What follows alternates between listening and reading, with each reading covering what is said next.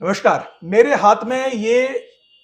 भारत की supreme court की संवैधानिक पीठ की एक निर्णय की कॉपी है। आर्टिकल 370 का निर्णय। आपको पता है कि अभी भारत की सुप्रीम कोर्ट ने यह निर्णय सुनाया है। करीब 475 पेज का ये निर्णय है और ये कॉपी कोई साधारण ये कोई निर्णय नहीं है। हम जानते हैं कि पिछले 70 सालों में ना सिर्फ जम्मू कश्मीर ने इस आर्टिकल 370 का दंश झेला है, बल्कि पूरा भारत के जो आर्मी के जवान थे, अलग अलग अर्धसैनिक बलों के जवान थे, वो वहां तैनात थे। उन्होंने अपना बलिदान भी दिया है और लगातार, चाहे वो डॉक्टर श्यामा प्रसाद मुखर्जी हों और चाहे जम्मू कश्मीर के अपने स्थायी लोग हों, लगातार हजारों लोगों ने बलिदान दिया सिर्फ भारतीय संविधान की सर्वोच्चता के लिए। आखिरकार भारत की सुप्रीम कोर्ट ने जम्मू कश्मीर में भारत के संविधान की सर्वोच्चता पर मुहर लगाई है और जो अब तक प्रोपेगेंडा,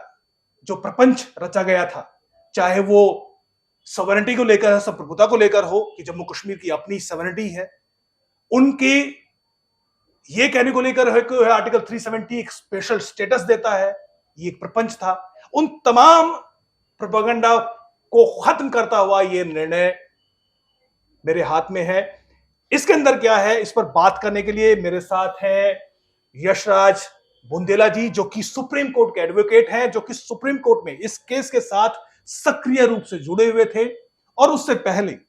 जब एक केस सुप्रीम कोर्ट में आया, उससे पहले करीब करीब एक दशक के अध्ययन का इनका अनुभव है और उन्हें एक पुस्तक भी लिखी है, integration of Bharat, political and constitutional perspective. ना सिर्फ जम्मू कश्मीर का जो इंटीग्रेशन हुआ था, बल्कि पूरे भारत में जो इंटीग्रेशन की प्रक्रिया चली थी, उस प्रक्रिया क्या थी, वो कैसे चली, इसका पूरा अध्ययन करके उन्होंने ये पुस्तक लिखी है। आप इसको पढ़ें और यानी एक 360 डिग्री इनको इतिहास भी समझ में है। यशराज जी उन्होंने इतिहास भी पढ़ा है, उस इंटीग्रेशन की प्रक्रिया को भी समझा है और आर्टिकल 370 पर लगभग एक दशक का अध्ययन उनके पास है। और अब आप एक्टिव तो थे ही। आपका बहुत बहुत स्वागत है यशराज जी। सबसे पहला सवाल मेरा, ऐसे समय में ये समय है कि ये भी जानने का कि आर्टिकल 370 हट तो गया, लेकिन मिसयूज बहुत हुआ है पिछले 70 सालों में। वो मिसयूज पर भी थोड़ा सा हमें प्रकाश डालना जरूरी है कि भाई जो गड़बड़ियां हुई, आपके नजर में वो गड़बड़ियां क्या थी, जो ब्लंडर पिछले 70 साल में हुआ? मुझे लगता है कि वास्तव में आर्टिकल 370 का उद्देश्य कुछ और था। जिस प्रकार से वो लाया गया, जिन परिस्थितियों में वो लाया गया, एक इंटरिम अरेंजमेंट के रूप में लाया गया था और वो ultimately constitutional AIIMS and objectives को फुलफिल करने का था। लेकिन 1952 के बाद जिस प्रकार से शेख अब्दुल्ला द्वारा और उनके प्रभाव में कई बार नेहरू जी के द्वारा, पंडित जवाहरलाल नेहरू जी के द्वारा भी जिस प्रकार से आर्टिकल 370 को यूज किया अलग अलग तरीके से, आर्टिकल 370 को एक बार्गेनिंग लीवर की तरह यूज किया गया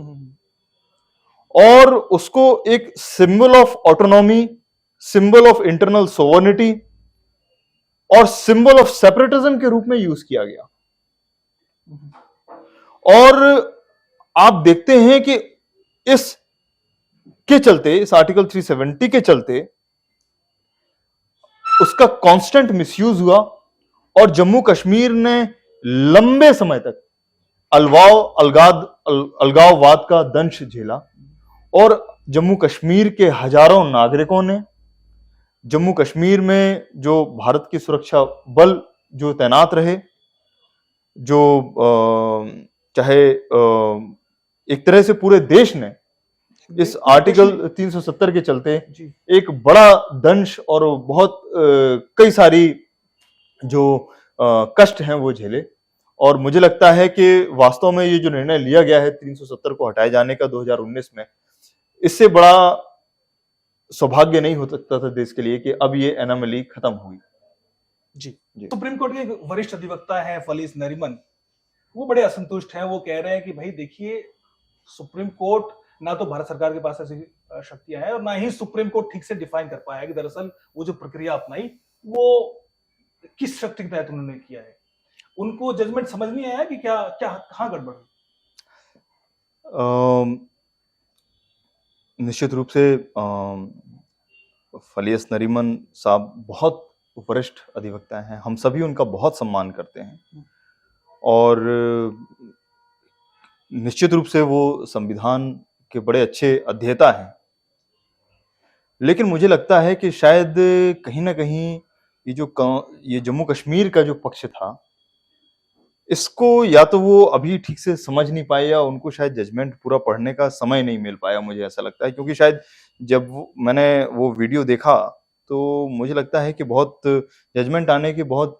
जल्दी ही वो वीडियो शायद आया, तो मुझे लगता है कि शायद पर्याप्त समय शायद नहीं मिल पाया और जो उनकी अपनी व्यक्तिगत अंडरस्टैंडिंग पहले से रही होगी, उस व्यक्तिगत अंडरस्टैंडिंग के बेसिस पे वो उन्होंने जो पर्सपेक्टिव रखा कि बेसिकली आर्टिकल 368 में जो पार्लियामेंट के पास पावर है कॉन्स्टिट्यूशनल अमेंडमेंट की, और वो पावर को एक्सरसाइज करते हुए ही सिर्फ आर्टिकल 370 को अमेंड किया जा सकता था और केवल उसी रास्ते से आर्टिकल 370 हट सकता था। तो मुझे लगता है कि शायद जो आर्टिकल 370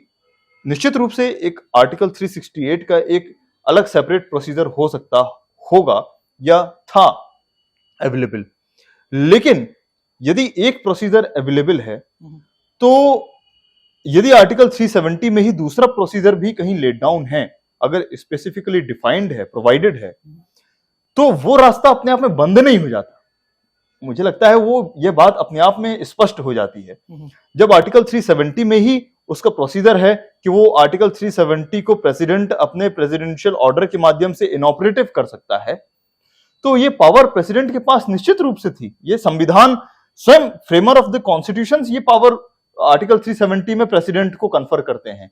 और यदि मुझे लगता है वो इस प्रोविजन को बहुत डिटेल में देखते या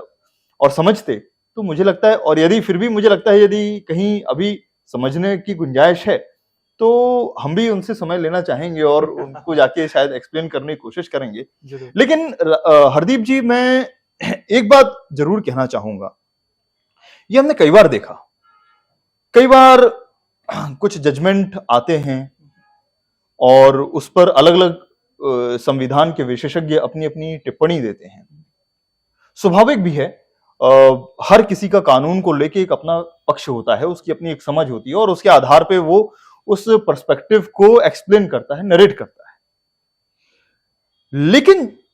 जम्मू कश्मीर के विषय में मुझे लगता है कि लगभग पूरे देश में एक बड़ा सकारात्मक वातावरण रहा है। एक बहुत लेमन,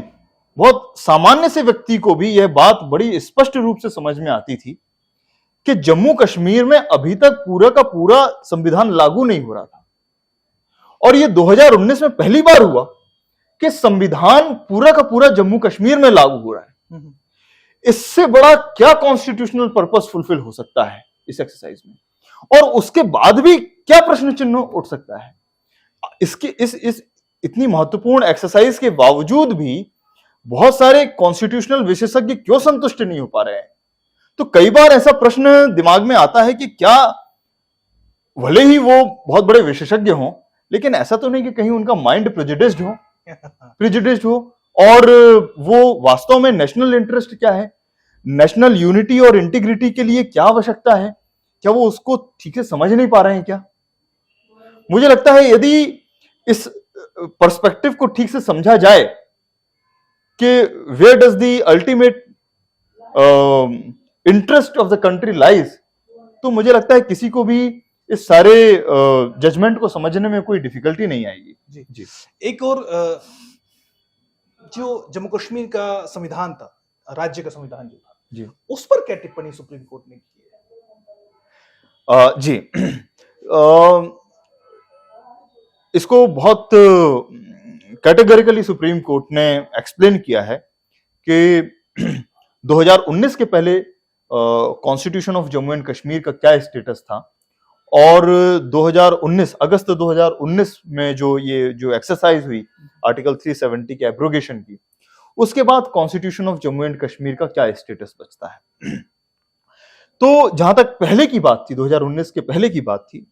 तो सुप्रीम कोर्ट का ये मानना है, और उन्होंने उसको एक्सप्लेन भी किया क्यों उनका मानना है, कि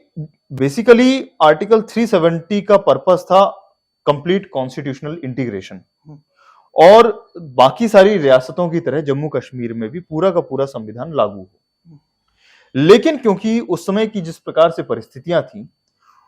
उन परिस्थितियों को ध्यान में रखते हुए संविधान के पूरे प्रावधान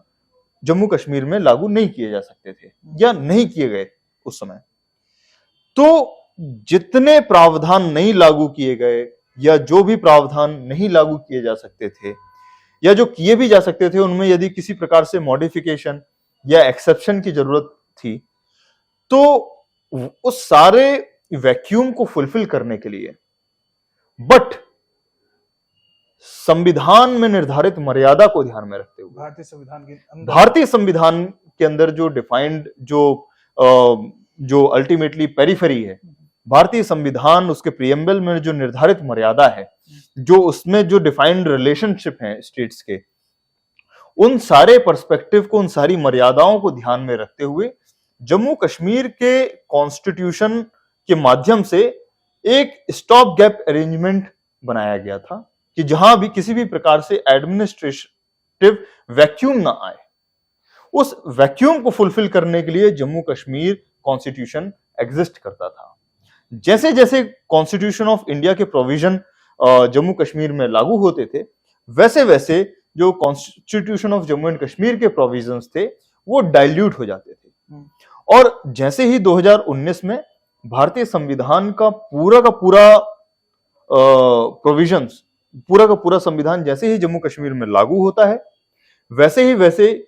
चाहे आर्टिकल 370 का अल्टीमेट ऑब्जेक्टिव रहा हो, चाहे constitution of Jammu and Kashmir का अल्टीमेट ऑब्जेक्टिव रहा हो, वो दोनों फुलफिल हो जाते हैं। और जैसे ही वो फुलफिल होते हैं, constitution of Jammu and Kashmir की इंपॉर्टेंस समाप्त हो जाती है और वो रिडंडेंट हो जाता है, जैसा कि जो आर्टिकल 370 का जो वर्तमान स्वरूप है वो उसको एक्सप्लेन करता है। जी जैसा जी ये जजमेंट मैंने पढ़ा,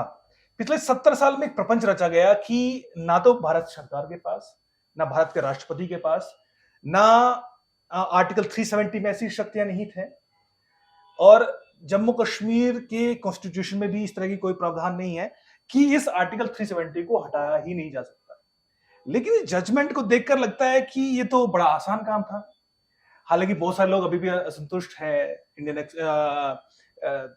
इंडियन एक्सप्रेस ने एक बड़ा एडिटोरियल लिखा है, फलीस नरीमन ने एक कहा है कि दरअसल भारत सरकार तो इसको हटा ही नहीं सकती थी। इस कौन सा रास्ता था जिसके जरिए भारत सरकार ने उसको हटाया और सुप्रीम कोर्ट ने उस हटाने की प्रक्रिया को सही माना? वो शक्तियां कहां से नहीं थी, किसमें नहीं थी? देखिए, किसी को भी लगता हो ये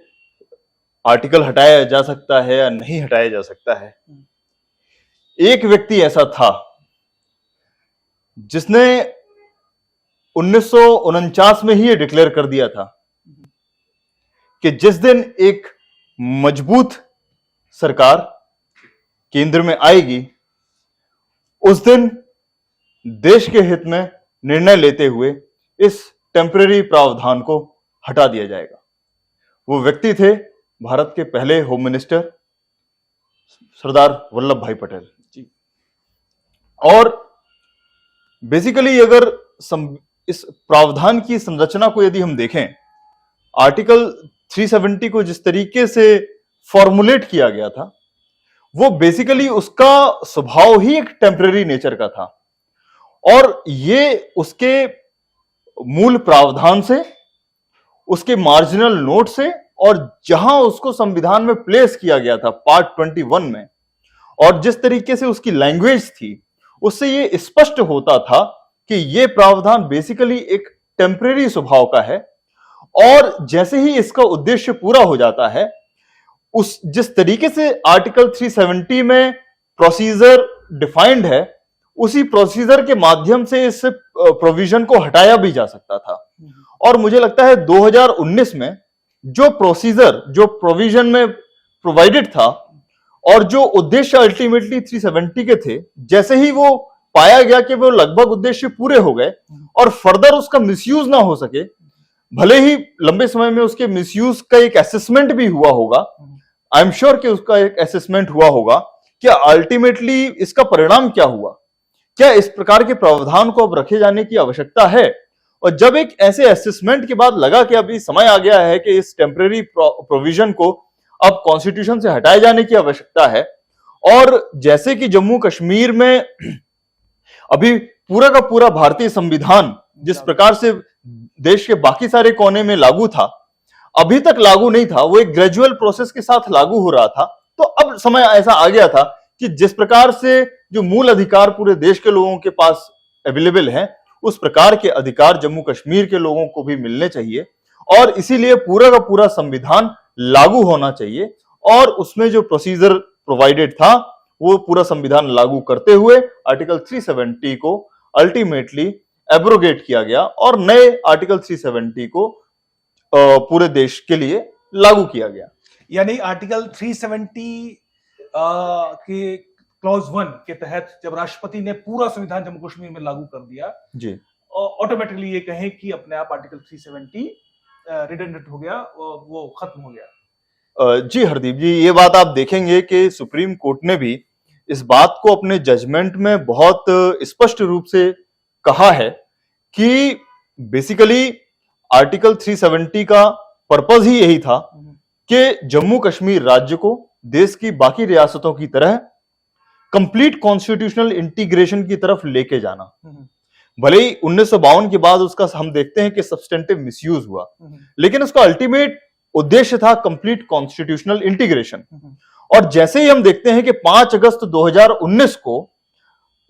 कॉन्स्टिट्यूशनल ऑर्डर नंबर 272 आता है, तो आर्टिकल ये कॉन्स्टिट्यूशनल ऑर्डर 272 के जो फर्स्ट पार्ट है उसका पर्पस ही यही था कि पूरा का पूरा संविधान with all the amendments Jammu Kashmir में लागू हो जाता है। और कोर्ट ने ये बात कही कि जब एक बार कॉन्स्टिट्यूशनल ऑर्डर के माध्यम से पूरा का पूरा संविधान लागू हो गया जम्मू कश्मीर में, तो इनफैक्ट जो दूसरा कॉन्स्टिट्यूशनल ऑर्डर की आवश्यकता ही नहीं थी। हालांकि अगर कॉन्स्टिट्यूशनल ऑर्डर 273 जो आया आर्टिकल 3 की पावर को एक्सरसाइज करते हुए, वो भी एक वैलिड एक्सरसाइज थी। प्रेसिडेंट के पास वैलिड पावर्स थी उसको एक्सरसाइज करने के लिए। और यहां तक नहीं, सुप्रीम कोर्ट ने यह भी कहा कि आर्टिकल सब क्लॉज 3 में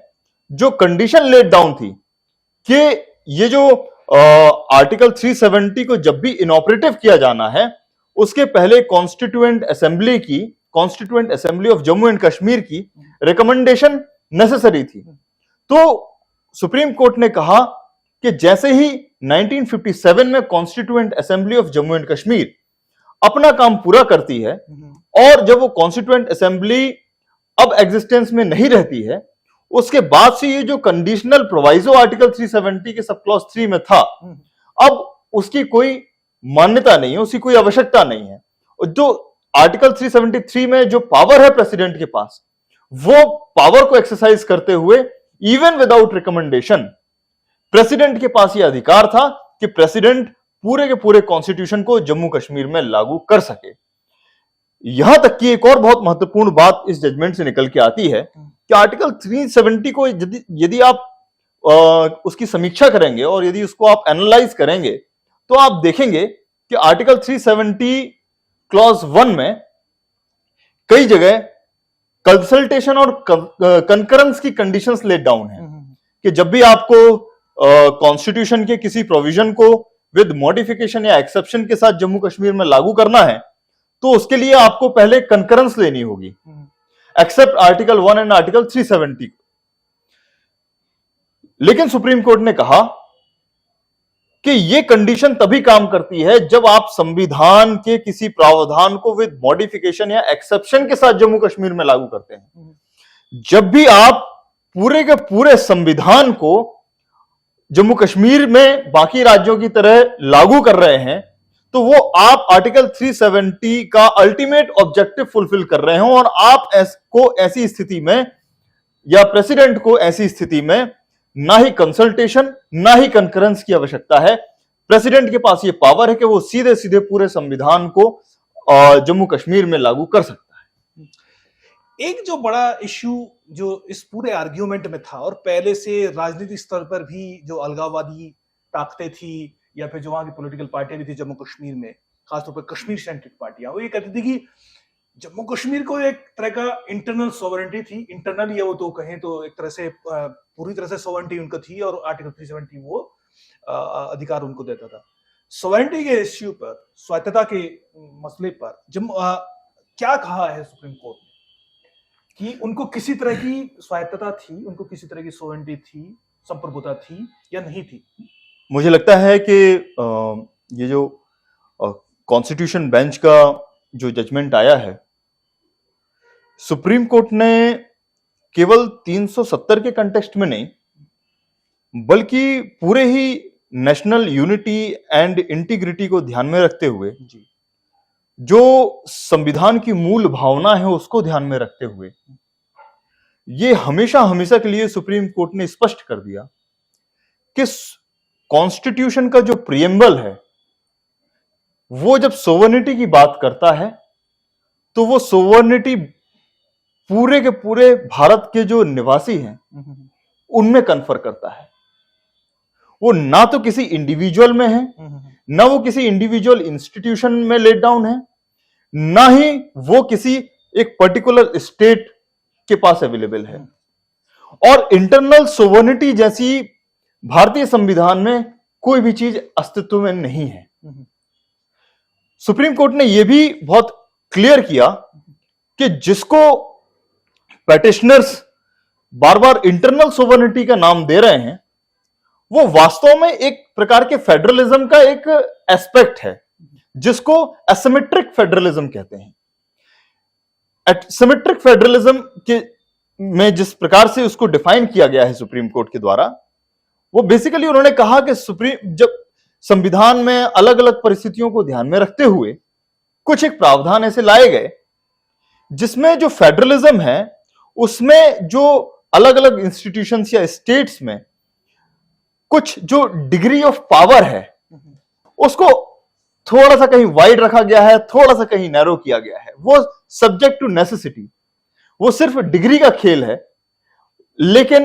actual it is not a difference of kind. मतलब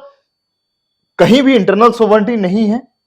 किसी भी राज्य के पास या रियासत के पास या किसी इंस्टीट्यूशन के पास कोई इंटरनल सोवर्निटी जैसी चीज नहीं है। सोवर्निटी देश के हर एक नागरिक के पास कलेक्टिवली एग्जिस्ट करती है, जैसा कि प्रिएम्बल में लेट डाउन है, we the people of India. तो there was no question of internal sovereignty. जैसे ही इंस्ट्रूमेंट ऑफ एक्सेशन साइन होता है, जैसे ही इंस्ट्रूमेंट ऑफ एक्सेशन साइन होने के बाद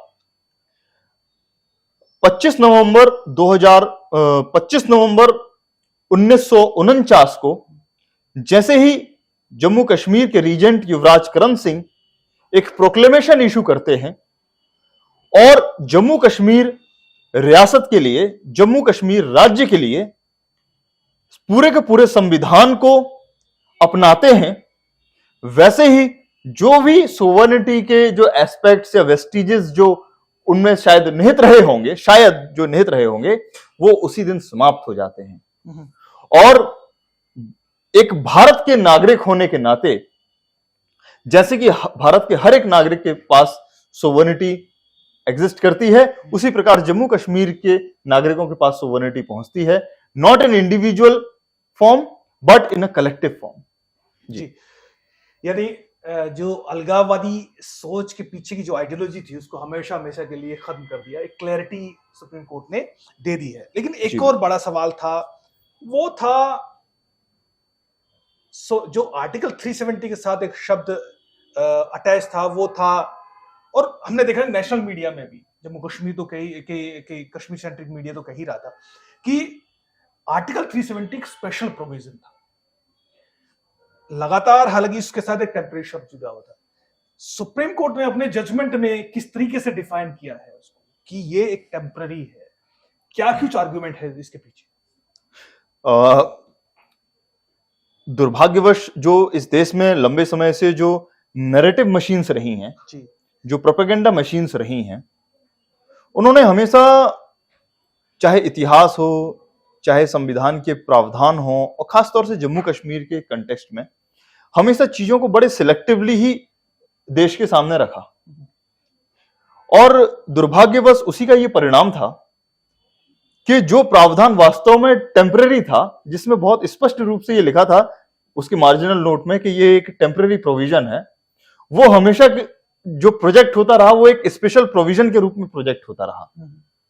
और ये गढ़ दिया गया कि वास्तव में 370 तो स्पेशल प्रोविजन है। ये इस विषय में जो सुप्रीम कोर्ट का जजमेंट है वो बहुत स्वागत योग्य है, बहुत सराहना योग्य है कि ये उन्होंने बहुत स्पष्ट शब्दों में कहा कि आर्टिकल 370 उसके मार्जिनल नोट में जिस तरीके से वो डिफाइंड है, जो उसके प्रावधान हैं,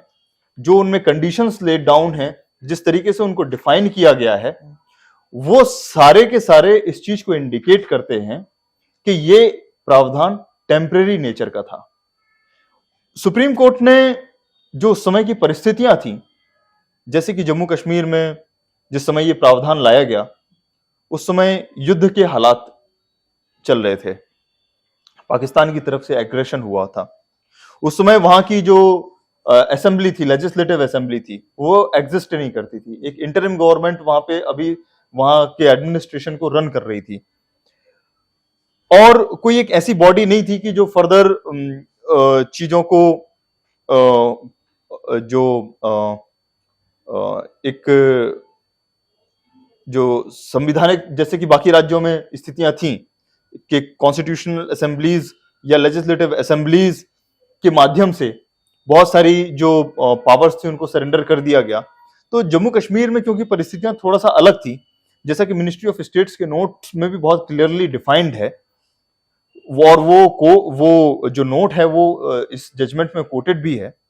कि उन परिस्थितियों को ध्यान में रखते हुए 370 का प्रावधान लाया गया था, और जैसे ही वो परिस्थितियां हटती हैं तो आइडियली इस प्रावधान को हटाया जाना चाहिए था। तो इसलिए मूल स्वभाव जो इस प्रोविजन का था वो टेम्परेरी था। जब ये केस की सुनवाई चल रही थी तो उस वक्त भी पिटिशनर्स की तरफ से एक पक्ष रखा गया, और वो सुप्रीम कोर्ट में उन्होंने कोट भी किया है कि वास्तव में जैसे ही 1957 में कॉन्स्टिट्यूएंट असेंबली खत्म हो जाती है, तो जैसा कि आर्टिकल 370 के क्लॉज 3 में डिफाइंड है, कॉन्स्टिट्यूएंट असेंबली के रिकमेंडेशन पे ये प्रावधान जा सकता है और इस तरीके से। तो एक पक्ष ये आया कि अब क्योंकि कॉन्स्टिट्यूएंट असेंबली नहीं है तो इसलिए प्रोविजन कभी हट नहीं सकता, और अब इसलिए इसका जो नेचर है वो परमानेंट हो जाता है। ये आर्गुमेंट बहुत स्ट्रांगली रखा गया, और ये बहुत सारे दूसरे आर्गुमेंट का भी फाउंडेशन था। सुप्रीम कोर्ट ने बहुत अनइक्विवोकल टर्म में ये कहा कि सिर्फ कॉन्स्टिट्यूएंट असेंबली के ना होने से ये पूरा का पूरा प्रावधान का जो स्वरूप है टेम्पररी होने का वो खत्म नहीं हो जाता। एक प्रकार की कंडीशन जो है वो शायद समाप्त हो गई हो, लेकिन जो बाकी परिस्थितियां थी वो अभी भी जम्मू कश्मीर में एग्जिस्ट करती थी, इसलिए वो प्रावधान शायद कंटिन्यू कर रहा था। लेकिन मूल जो स्वभाव था आर्टिकल 370 का वो टेम्परेरी ही था। इस बात को सुप्रीम कोर्ट ने कई जगह मेंशन किया और बहुत स्पष्ट रूप से इसको डिफाइन किया और नरेट किया और एक्सप्लेन किया। जी जी यानी ये डिबेट भी, इस पर भी हमेशा के लिए इसको खत्म कर दिया, इसका निगेट कर दिया। इस पे कोई अब किसी तरह की ये कहें कि कंफ्यूजन की जरूरत नहीं है। जी एक और बड़ा जो निर्णय 2019 में हुआ था वो निर्णय था कि जम्मू कश्मीर का जो बाइफिकेशन हुआ था जी, वो भी चैलेंज किया गया था। 2 यूटी में तब्दील जम्मू कश्मीर को किया गया, लद्दाख बनाया गया। उसमें कहा गया कि भारत सरकार के पास ये शक्ति ही नहीं है कि वो किसी स्टेट को 2 यूटी में कन्वर्ट करे। सुप्रीम कोर्ट ने क्या कहा है, उसको किस तरीके से डिफाइन किया है कि जम्मू कश्मीर को यूटी और लद्दाख को यूटी बनाया गया है जी, इस पर क्या निर्णय सुप्रीम कोर्ट का रहा? ये जो क्वेरी थी। देखिए, सुप्रीम कोर्ट ने जो अल्टीमेटली जो इस पावर को एक्सरसाइज करने की जहां तक बात है, तो उन्होंने इस जो रीऑर्गेनाइजेशन की एक्सरसाइज थी इसको वैलिडेट किया है और इसमें अपनी स्वीकृति दिखाई कि ये पार्लियामेंट का प्रेरोगेटिव है। ये जो आर्टिकल 3 में जिस तरीके से पावर्स को डिफाइन किया गया है, रीऑर्गेनाइजेशन की पावर्स को, और चाहे वो यूनियन टेरिटरीज को बनाना हो या जिस तरीके से भी एक्सप्लेन किया गया है, उन्हीं पावर्स का एक्सरसाइज की गई है। और बहुत स्पष्ट रूप से इस विषय में भी सुप्रीम कोर्ट ने कहा है ये जो एक्सरसाइज थी वो एक एक्सरसाइज, वैलिड एक्सरसाइज थी। इस प्रश्न का भी सुप्रीम कोर्ट ने उत्तर दिया है कि क्या इस प्रकार का परमानेंट चेंज, जब वहां पे गवर्नर रूल या प्रेसिडेंट रूल था जम्मू कश्मीर में, तो क्या किया जा सकता था। तो सुप्रीम कोर्ट ने इस बात को भी स्पष्ट किया है कि जब आर्टिकल 356 या 357 जब लागू हो किसी राज्य में, तो क्या इस प्रकार की पावर को एक्सरसाइज किया था। कोर्ट ने कहा इस प्रकार की जो पावर्स हैं वो एक्सरसाइज की जा सकती हैं, वो अपने आप में एक इंडिपेंडेंट पावर है। इनफैक्ट इस पूरे जजमेंट में मैं देख रहा था कि आर्टिकल 356 की जब बात आ रही थी जी। एक जगह सुप्रीम कोर्ट ने यह भी कहा है कि विशेष परिस्थितियों में जब आर्टिकल 356 जब लगा होता है, राष्ट्रपति शासन के दौरान सरकार इस तरह के फैसले ले सकती है, सब कोई चैलेंज करने के लायक नहीं होता कि हर किसी फैसले को चैलेंज किया जाए जी। ये एक अच्छा इंटरेस्टिंग नोट था। लेकिन एक जैसे कि उसके बाद हमने देखा कि जो रिएक्शंस आए, खासतौर पर उमर अब्दुल्ला ने कहा है कि वो जजमेंट को पहले रीड करेंगे और उसके बाद वो चैलेंज करेंगे। मैं ये जानना चाहता हूं भविष्य में जो पक्ष इसको आर्टिकल 370 चाहता था कि वो रहे, वो पक्ष अगर इसको चैलेंज करना चाहे तो उसके सामने अभी क्या क्या रास्ते हैं, क्या या फिर ये चैप्टर जो है हमेशा हमेशा के लिए क्लोज हो गया है। देखिए, कोई यदि उसको चैलेंज करना चाहता है तो वो अपने ग्राउंड्स उसमें ढूंढेगा और उसको एक्सप्लोर करेगा। लेकिन जहां तक मुझे लगता है कि ये जजमेंट बहुत स्पष्ट है और जिस प्रकार से कॉन्स्टिट्यूशन को अभी तक डिफाइन किया गया है, सारे पुराने जो लार्जर बेंच के जजमेंट्स रहे हैं, जो भी सारे कॉन्स्टिट्यूशनल एस्पेक्ट्स रेलेवेंट जो इस मैटर में कंसीडर किए जा सकते थे, उन सारे एस्पेक्ट्स को पूरी तरीके से टटोलते हुए, पूरी तरीके से एग्जामिन करते हुए और उनको एक्सप्लेन करते हुए ये जजमेंट लिखा गया है।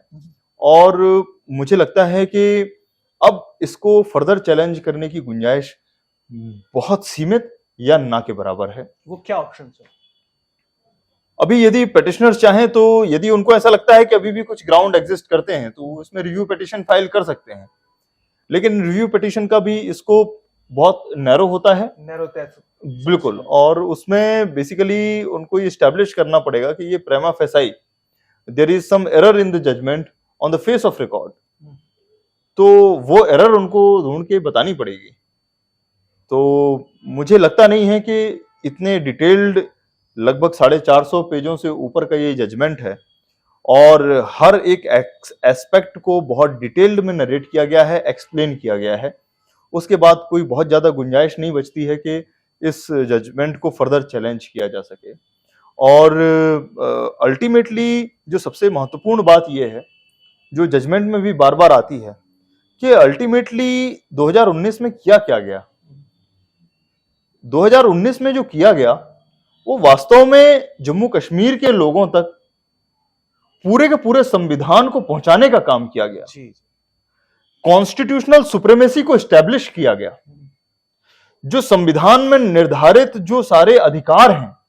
वो जम्मू कश्मीर में रहने वाले हर एक नागरिक, चाहे वो किसी वर्ग को बिलोंग करता हो, चाहे वो किसी क्लास को बिलोंग करता हो, वो चाहे किसी कम्युनिटी को बिलोंग करता हो, उन सब तक वो अधिकार पहुंचाने का काम किया गया। बहुत सारी ऐसी कम्युनिटीज जिनके बारे में हम पहले चर्चा करते रहे हैं, चाहे वो वेस्ट पाकिस्तान रिफ्यूजीज रहे हों, चाहे वो वहां के सफाई कर्मचारी रहे हों, चाहे वो गोरखा कम्युनिटी के लोग रहे हों, यहां तक कि महिलाएं जो स्वयं जम्मू कश्मीर की परमानेंट रेजिडेंट भी थी, चाहे वो उनके अधिकारों की बात रही हो, चाहे वो वहां की ट्राइब्स रही हो, इन सबके अधिकारों के साथ खिलवाड़ किया गया अभी तक जम्मू कश्मीर में।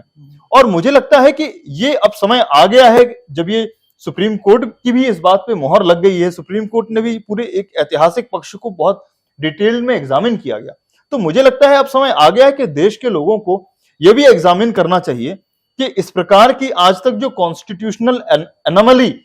जो परसिस्ट करती रही, जो जो जम्मू कश्मीर के लोगों को आज तक मूल अधिकारों से वंचित रखा गया,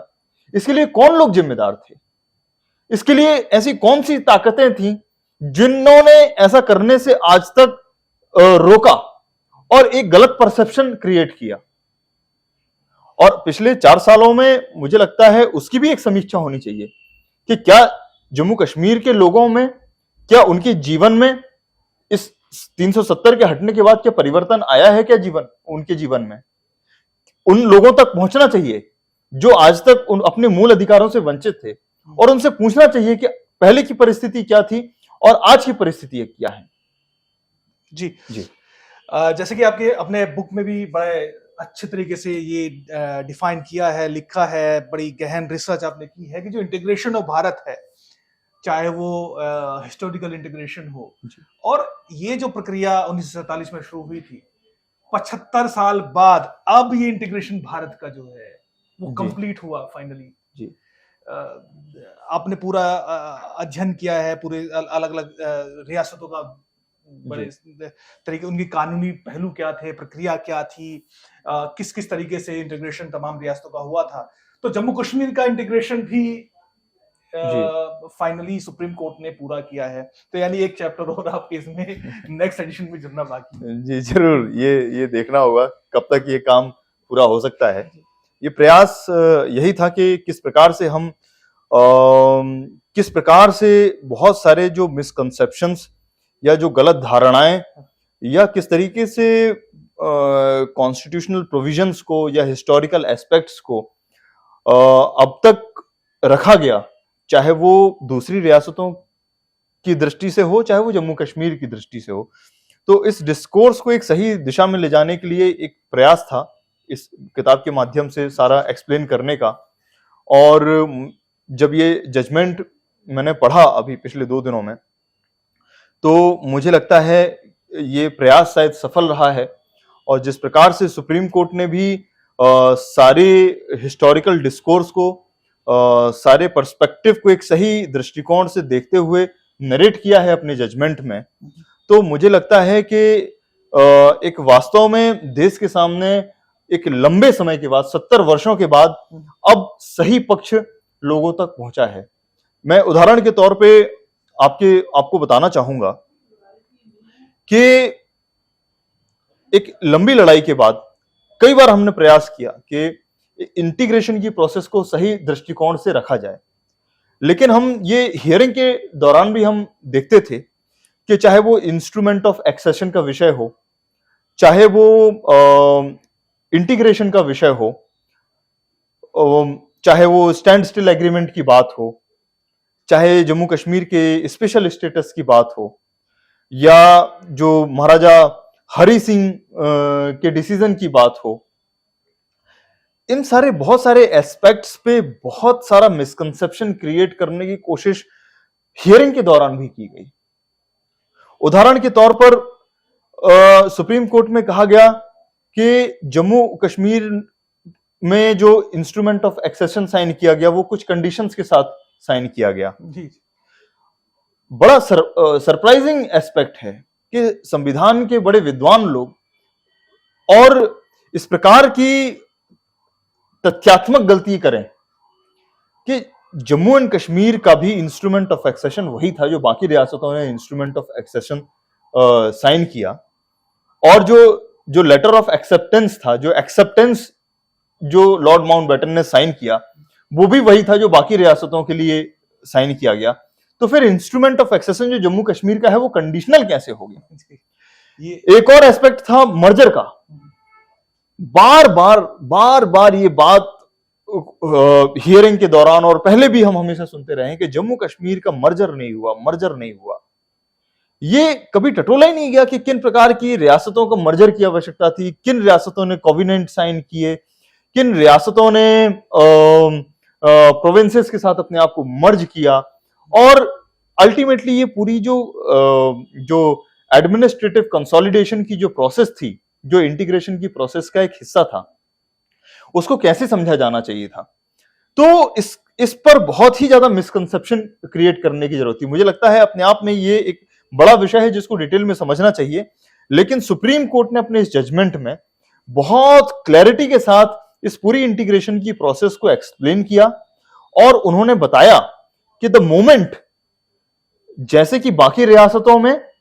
वैसे ही जम्मू कश्मीर ने जैसे ही 1949 में 25 नवंबर को अपनी प्रोक्लेमेशन इश्यू करी और संविधान को एक्सेप्ट किया जम्मू कश्मीर के लिए लागू होने के लिए, वैसे ही जम्मू कश्मीर का भी बाकी रियासतों की तरह कंप्लीट इंटीग्रेशन हो जाता है,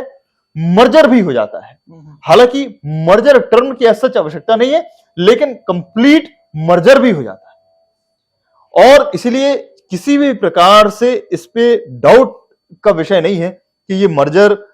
का भूत अब वापस से जागे। ये मुझे लगता है इस पक्ष को जरूरी है कि हर व्यक्ति बहुत गहराई से समझे और जाने। ये आपने बता भी दिया है, लेकिन फिर भी अगर किसी को कोई संशय हो तो बड़ा आसान है।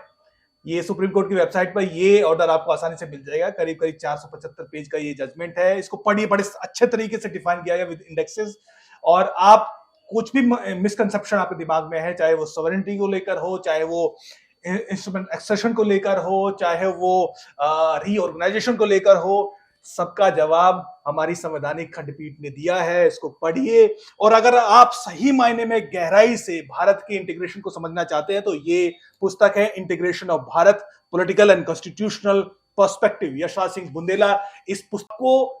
क्लियर पिक्चर समझ में आएगी कि भारत की जो एक तो ऐतिहासिक परिप्रेक्ष्य किस परिप्रेक्ष्य में भारत का इतिहास रहा है, तो तमाम रियासत थी वो भारत एक था, और जो इंटीग्रेशन तमाम रियासतों जब भारत बना तो जितनी भी रियासतें थी वो कैसे भारत में उनका मर्जर हुआ, उनका विलय हुआ, उनका विमिलन हुआ, उसकी कंप्लीट पिक्चर 360 डिग्री एक गहन रिसर्च के बाद इस पुस्तक में आपके सामने यशराज बुंदेला जी ने रखी है। बरसों की मेहनत के बाद कोई संशय इसके बाद आपके मन में नहीं बचेगा, एक कंप्लीट पिक्चर होगी। और तब आप जो ये प्रोपेगेंडा पिछले 70 सालों से प्रपंच रचा गया है अलगाववाद का, उसका जवाब भी आप भी दे पाएंगे। ये एक बड़ा ये कहे कि चैप्टर तो लगभग खत्म है, लेकिन कुछ ताकतें हैं वो लगातार लगी रहेंगी और हम भी लगे रहेंगे उस जो ये फेक नैरेटिव खड़ा करने की कोशिश है उसको बस्ट करने के लिए। ये सर जी आपका बहुत बहुत धन्यवाद। नमस्कार।